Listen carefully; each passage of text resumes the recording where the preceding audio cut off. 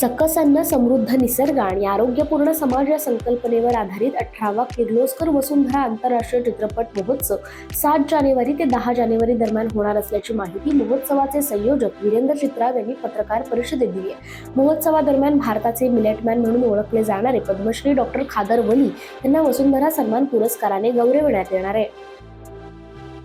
भारतीय कृषी संशोधन परिषदेच्या पुष्प संशोधन संचालनालयाच्या अत्याधुनिक संशोधन प्रयोगशाळेचे उद्घाटन गुरुवारी परिषदेचे महासंचालक डॉक्टर हिमांशु पाठक यांच्या हस्ते दुपारी 1 वाजता होणार आहे, अशी माहिती संचालनालयाचे संचालक डॉक्टर के.व्ही. प्रसाद यांनी दिली आहे।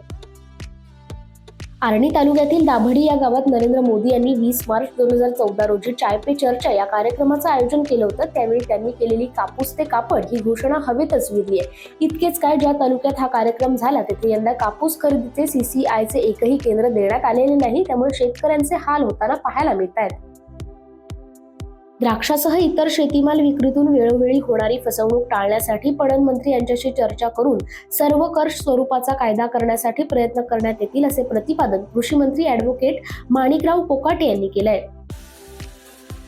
नैसर्गिक संकटामुळे पिकाच्या नुकसानीपासून शेतकऱ्यांना भरपाई देण्यासाठी अवघ्या 1 रुपयात विम्याची सुविधा देणाऱ्या प्रधानमंत्री पीक विमा योजनेत गैरप्रकार झाल्याचं समोर आलंय। विम्याच्या लाभापायी गायीचा गोठा आणि मोकळ्या शेतात पीक आणि फळबागा लावल्याचं दाखवत असल्याचा प्रकार घडतोय। एकट्या छत्रपती संभाजीनगर जिल्ह्यात 10,000 शेतकऱ्यांनी फळबागा आणि पिके नसताना तर 11,369 शेतकऱ्यांनी अधिकचे क्षेत्र दाखवून विम्यासाठी अर्ज केल्याचं उघड झालंय। त्यामुळे 21,383 शेतकऱ्यांच्या 5,570 हेक्टरवरील बोगस अर्ज रद्द करण्यात आले आहेत। महात्मा गांधी यांच्या पदस्पर्शाने पावन झालेल्या वर्धा जिल्ह्याची देशभरात वेगळी ओळख आहे। ही ओळख कायम ठेवत याच जिल्ह्यातील देवणी तालुका हा आता फळपीक लागवडीच्या माध्यमातून फळपिकांचे हब म्हणून नावारूपास येतोय। त्या अंतर्गत देवणी तालुक्यातील गौळ या गावात 12 शेतकऱ्यांच्या माध्यमातून 16 एकरवर पेरू लागवड करण्यात आली आहे।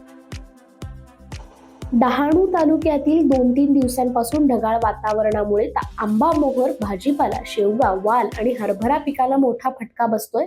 या आधीच पावसामुळे भात पिकांचं मोठं नुकसान झालं होतं, त्यात आता ढगाळ वातावरणामुळे आंबा, मोहर गळतीची समस्या वाढली, त्यामुळे बागायतदार चिंतेत पडलेत। राजस्थानचे मुख्यमंत्री भजनलाल शर्मा यांनी राज्यातील ऊस उत्पादक शेतकऱ्यांना मोठा दिलासा दिलाय। ऊसाच्या खरेदी दरात प्रति क्विंटल 10 रुपयांनी वाढ करण्यास मुख्यमंत्र्यांनी मान्यता दिली आहे।